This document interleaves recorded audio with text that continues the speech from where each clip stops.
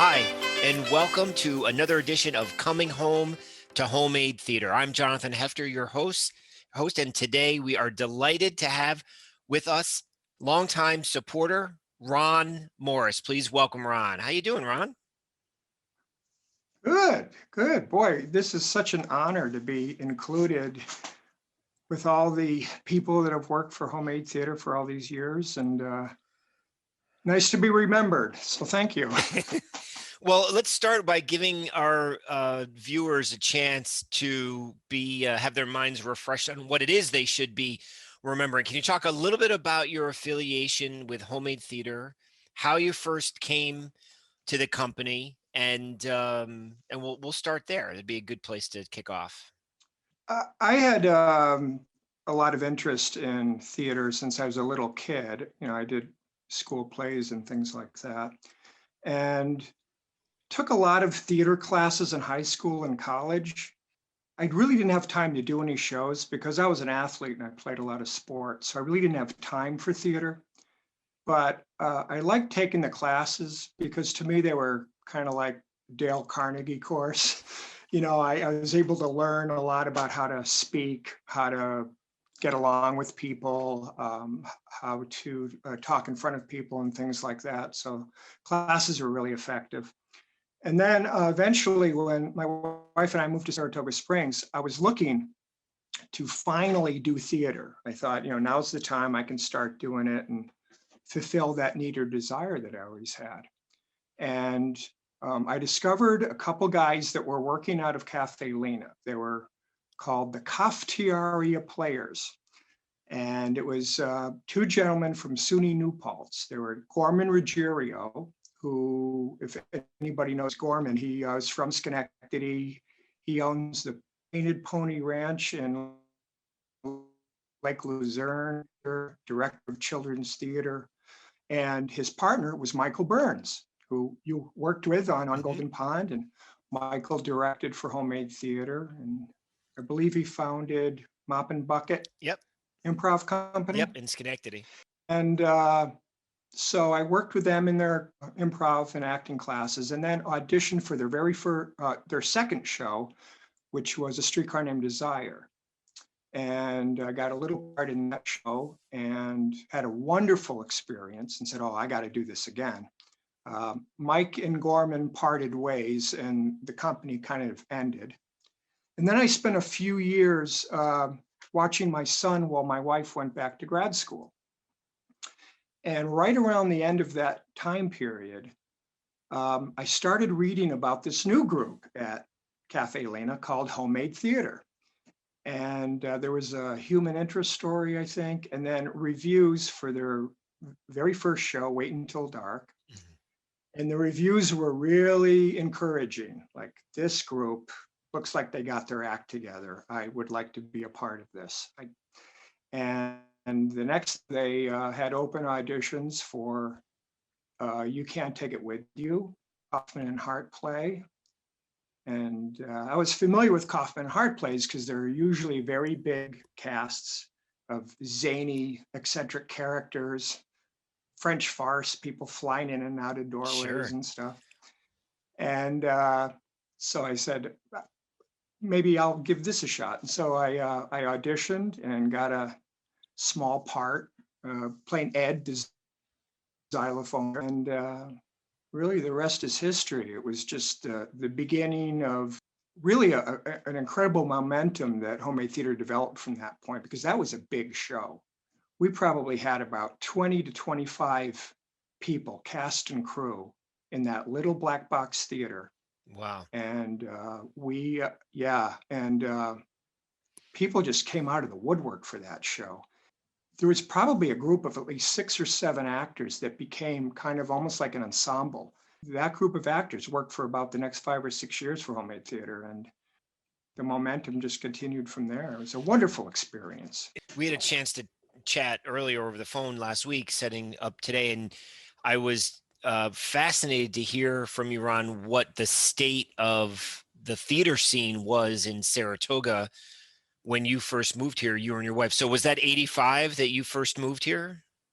It's actually 79 I Oh, moved okay. here. And the work I did with Gorman and Michael was around 80, 81, somewhere around there. And but I saw your interview the other day, kind of doing some homework, and she had mentioned a little bit about theater groups that were around, but Saratoga did not have a resident theater company at the time. The only theater we really had was Skidmore, which had some really good shows. I went to see some shows there. And then we had the John Houseman group, the Circle Rep group at the Spa Little Theater in the summer. Because of all the actors that came out, I could tell that there was a big need for people to be able to express themselves as actors. And then because of the attendance at our second show, You Can't Take It With You, we sold out all 9 shows. And then Sue Miller actually extended the run. We did, I think, 4 or 5 shows, and the audiences were starving for theater as well. I got a cat here that's in the way. Me There you too, somewhere. Was that so? That was your. That was how much theater had you done? How much stage time had you had before you moved to Saratoga? You said you had always been interested, but you had been more of an athlete. Those are your first couple of runs on a stage? Pretty much. I did a little bit of stuff in college. I was taking an acting class at Castleton University in Vermont, and the directorial students had to direct these little one acts. And so we, as the people taking the acting classes, we were cast in these roles. So I did some one acts for directing students and stuff, but that was pretty much it. It just never seemed to work out. So I was very patient, and I said, someday I really want to do this. I don't know if I'm good at it, but I really want to give it a shot. So I did, and I got hooked, big time. And Jonathan Foster had a lot to do with that. He was Can you just say a little bit more incredible. about, yeah, can you share a little bit more around about the atmosphere that Jonathan created and what it is about theater that made you, what is the bug that you did get and what is it that you wanted more of? Probably going back to what I talked about earlier about being an athlete is I always wanted to be on a really good team. I think when I joined Homemade Theater, I kind of looked around me and said, not only is this a good team, this is a great team. And Jonathan really set the tone. Susan did too. I mean, she was just amazing in how she ran that organization. And Stacy, of course, too. But John was, we'd go out after rehearsal for drinks and stuff, and John would hold court. And we'd all just sit around with our mouths just wide open, listening to him, hanging on to every word. He was just fascinating. And he sold theater. He sold acting. We just fell in love with acting. We fell in love with him. And he was our guru. He really was. And I just couldn't get enough of it. And I loved being on a winning team too. I said, boy, this doesn't get much better than this. Well, it's all nice when the run is sold out and the reviews are good. That's the good side of theater. What was the drinking spot back then? Where would you retire for cocktails? Sperry's.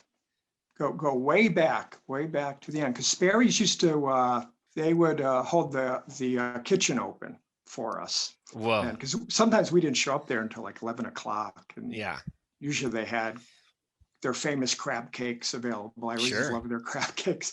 The other thing that Jonathan did was, I think, the whole idea of excellence was, I wouldn't say demanded of us, but it was expected and assumed.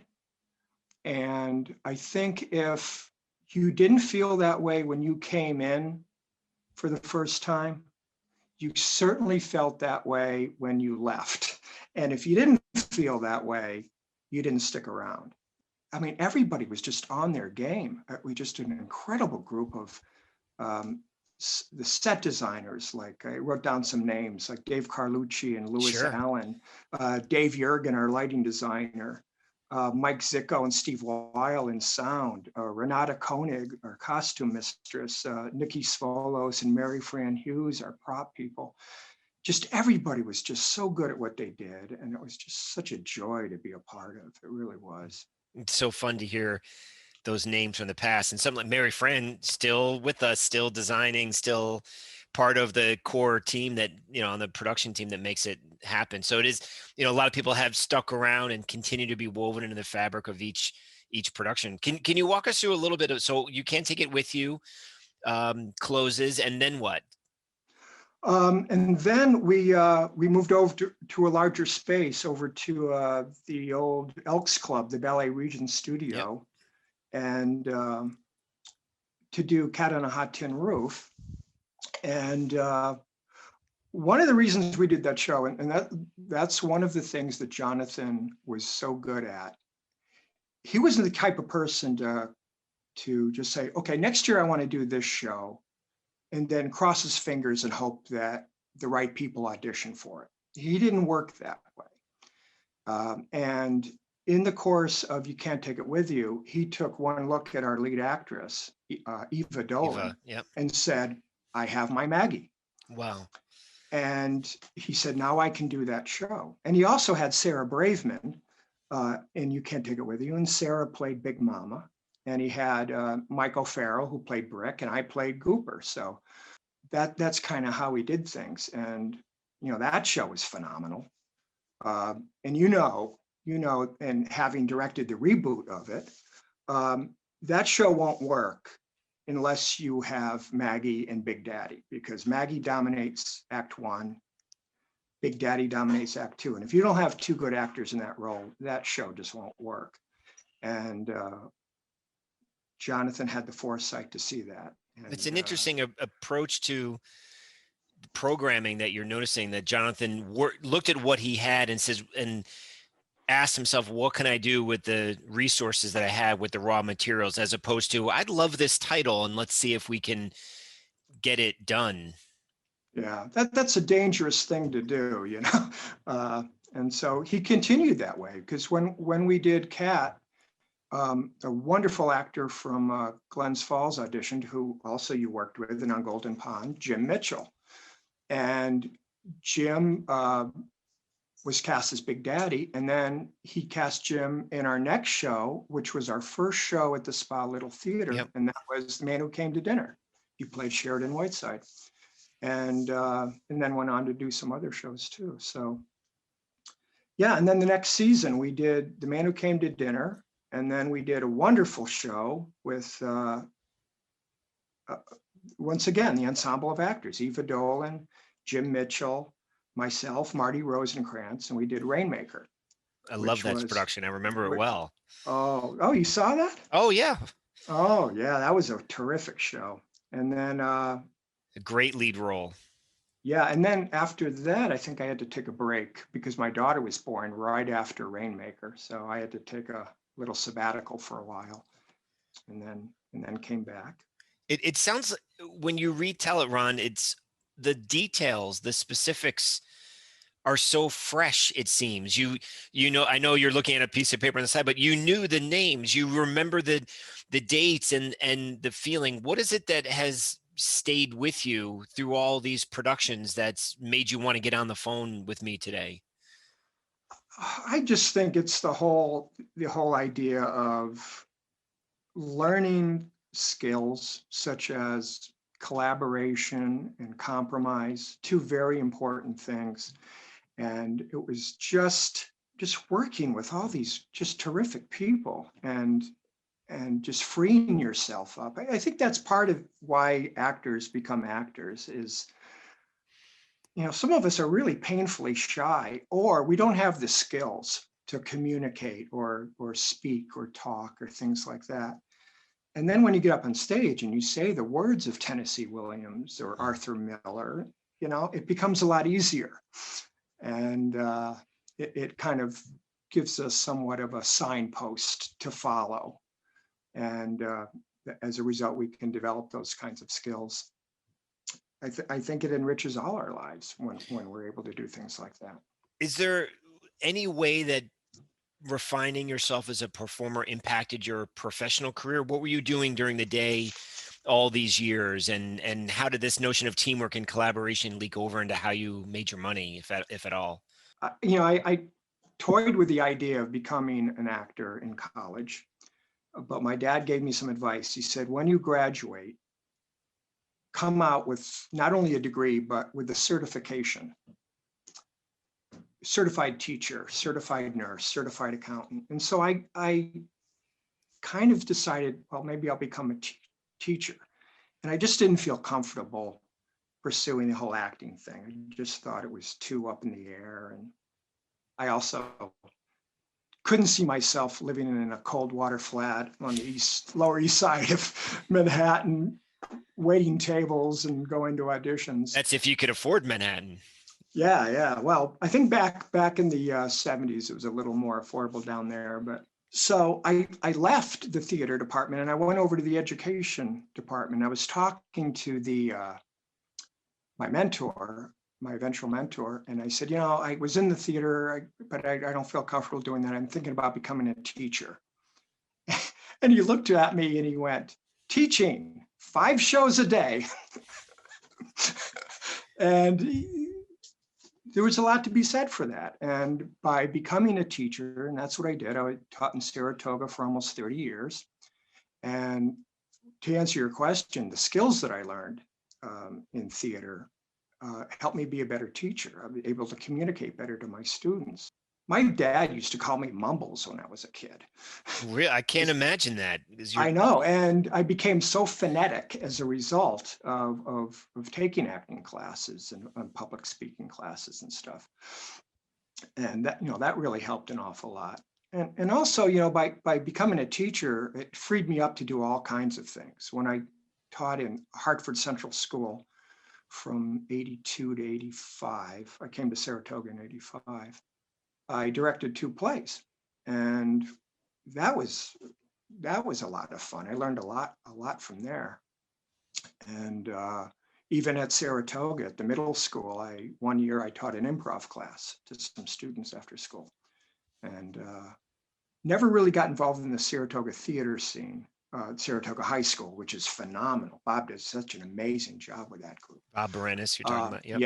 Yeah. Fantastic. Never got involved with that just because I was too busy doing other things. And you're retired now?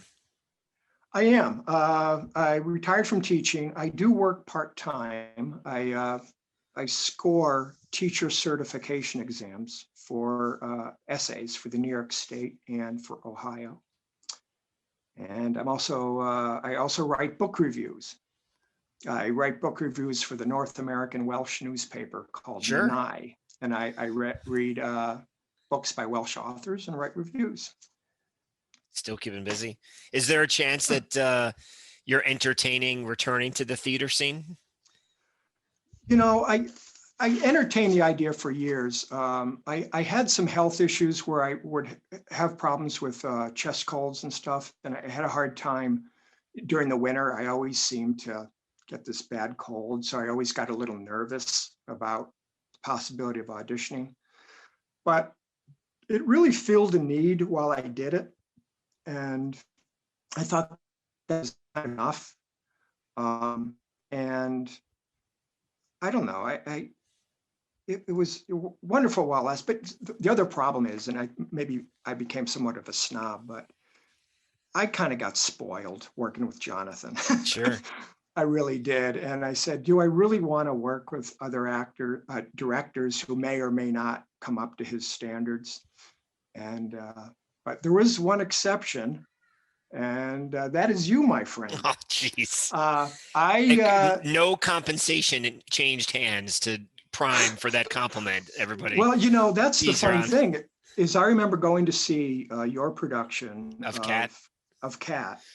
And, when I go to those shows, I'm always kind of like, okay, show me. Exactly. Show me what you got, And this is Ron on opening night. Exactly. I'm like that for every show, unfortunately, which is kind of a weakness of mine. But I remember seeing that show and said, okay, Jonathan, show me what you got. And you guys nailed it. That was a fantastic show. I was so impressed with it. And I encourage you to keep doing that, because Well, thank you. that was a great, great show. One of the things that homemade theater has always attracted is professional physical production designers, creative team that they're pros and do it for a living on the outside, whether it's, Kyle or Stephanie Van Sant and from the Egg, or I mean, there's just so many names.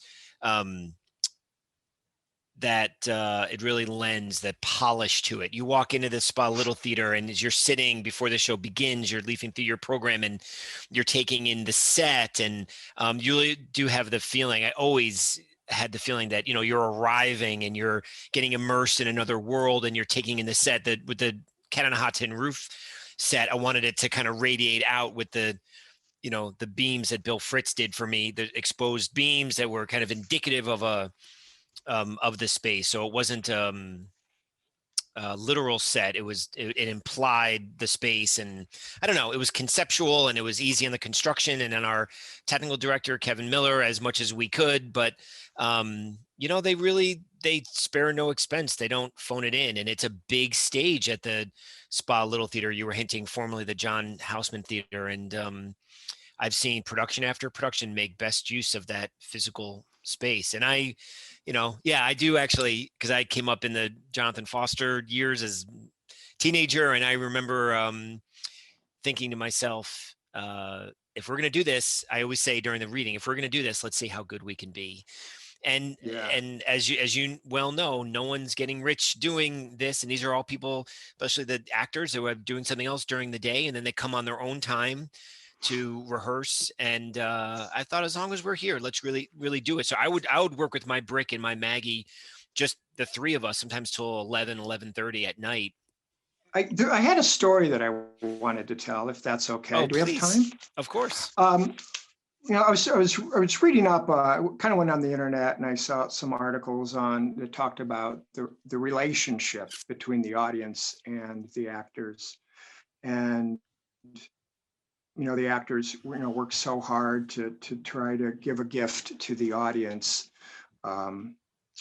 and the audience comes with certain expectations.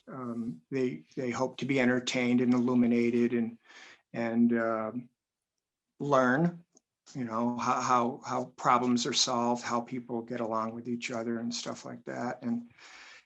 And the performances, no two performances are ever alike, and no two audiences are ever alike. So every single performance is unique.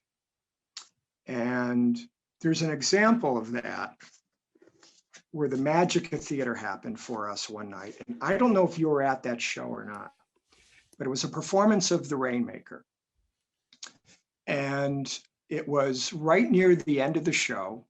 And if anybody knows the show at all, this Rainmaker, this guy called Starbuck, he's a con artist. It's kind of like the Music Man in a way. He's a con artist who shows up to this town, and he's promised this family that he's going to bring rain because there's a severe drought. And he's going to charge them, of course, big bag of money. And the whole play goes on, and of course, it's not raining. And my character, Jimmy, had to keep banging a drum to try to bring rain. And the end of the play happens, and the police, the sheriffs are closing in on him, and they're going to find him out. And all of a sudden it rains. And there's this wonderful, wonderful exultation of, hey, it's raining, I did it. And Starbuck takes off his hat and he holds it out to the side. He's looking out at the audience, and he says to Marty Rosencrantz, who plays Noah, "Give me my money." And Marty, what he was supposed to do was walk up and put the money in the hat. Well, for some reason that night, Marty was in the wrong spot. For some reason, he was like 10 to 15 feet upstage.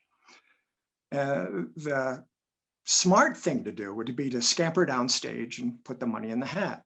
But no, Marty decides to throw the bag of money. Oh my goodness. I can't believe you're saying that. Go on. And this, and all of a sudden he throws it, and we're all looking at him going, "What are you doing?"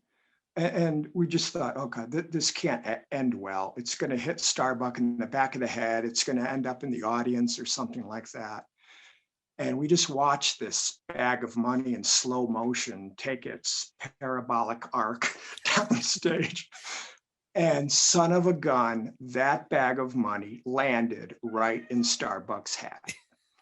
The audience erupted. And of course, we were just excited. And it was this incredible moment, never to be duplicated, never to be Sure. repeated again. And after the show, somebody came up to Marty and us in the green room and said, "Do you do that every night?" And And of Marty probably course, said yes. no, he said, well, we said no, and it won't happen tomorrow night either. That's just an example of the uniqueness of live performance, something Mhm. that you can't get watching a movie or television. And we give each other gifts. The audience gets a gift from us, and we get a gift from the audience. And just hearing them out there, their collective hearts beating, and hearing them sigh and gasp and laugh and cry, and oh, it's just wonderful, wonderful Definitely that. experience. I so appreciate you sharing that story. I wasn't there, but I remember hearing of it. And It's that legend, isn't it? is one of the homemade theater legendary stories. That exchange is so lacking right now with all of us isolated and physically distanced, and of course the arts so shut down. And even as you're sharing that kind of that symbiotic relationship an audience has with performers, and how performers feed off of whatever the audience of the day is, it just reminds me how much we're all yearning for things to get back to whatever normal will look like on the other side of the pandemic. Yeah, yeah, and also when I refer to theater, I mention not just plays and musical. I mean all theater. The experience of going to see a ballet, or Sure. the Philadelphia Orchestra, or going to Cafe Lena during COVID. I mean, I'm doing so many of the things that I always do. I'm always at home walking, working in my garden, reading, writing, but I really miss going to homemade theater and going to Cafe Lena and seeing friends, and just experiencing that relationship between the artist and the audience. I miss it.